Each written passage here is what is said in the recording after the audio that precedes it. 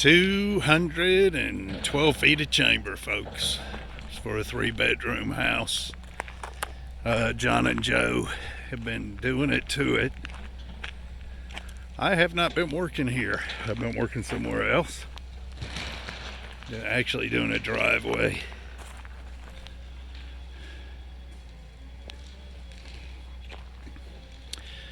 Folks, this is tough because you can see the ditches are far from each other and we got to go from one to the other.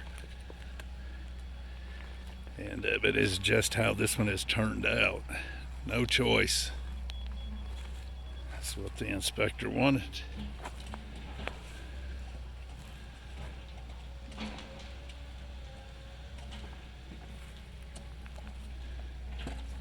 There's Joe, he's getting after it.